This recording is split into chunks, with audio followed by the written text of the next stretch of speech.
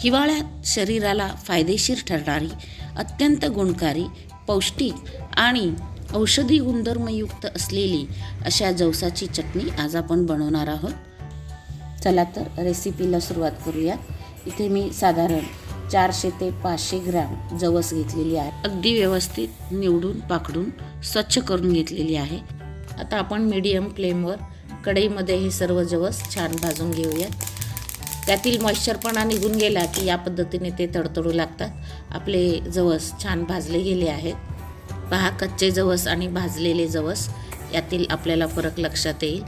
या चटणीत आपण 2 सिक्रेट पदार्थ घालणार आहोत की ज्यामुळे चटणी अतिशय चविष्ट होईल. हे पदार्थ म्हणजे चिंच आणि गूळ. माझ्याकडे इथे अगदी जुनी अशी चिंच आहे. वरचे सर्व मी काड्या आणि टरफलं काढून स्वच्छ करून घेतलेली आहे. आपण घेतलेल्या जवसाच्या प्रमाणात एक 5 ते 6 चिंचेचे असे छोटे बुटुक आपण घेणार आहोत. त्यानंतर 4 ते 5 चमचे तीळ भाजून घेतलेले आहेत. 10-15 पाकळ्या लसणाचे घेतलेले आहेत आणि या छोट्या चमच्याने 1 ते 1.5 चमचा आपण गूळ देखील घेतलेला आहे. तिखटाचे प्रमाण तुमच्या आवडीनुसार कमी अधिक करू शकता. मी इथे एक अर्धी वाटी तिखट घेतलेला आहे. त्यानंतर 1 चमचा जिरे व चवीनुसार मीठ. भाजून थंड करून घेतलेले जवस आपण मिक्सरमध्ये घालूयात. त्यामध्ये आपण घेतलेल्या सर्व लसणाच्या पाकळ्या घालूयात. सर्व जिन्नस एकदम घालायचं नाही.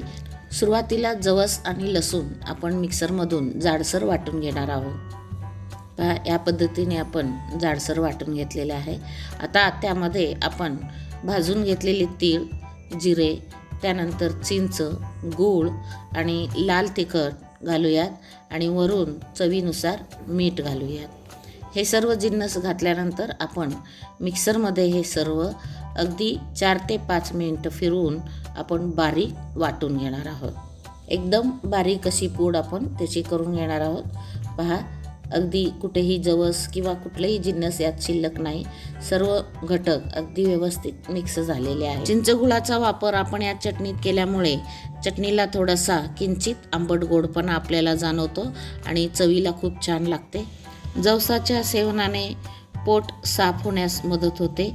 तसेच आपले लिव्हर डिटॉक्स देखील होते. सांधेदुखीचा त्रास असणाऱ्यांनी तर रोजच्या आहारात आपण जवसाच्या चटणीचा समावेश केलाच पाहिजे. जवसाच्या सेवनाने वजन देखील नियंत्रणात राहण्यास मदत होते. अशी गुणकारी आणि पौष्टिक चटणी आजच ट्राय करून पहा. रेसिपी कशी वाटली नक्की कमेंट करून सांगा. व्हिडिओ आवडल्यास लाईक करा, शेअर करा आणि माझ्या या चॅनलला जरूर सबस्क्राईब करा.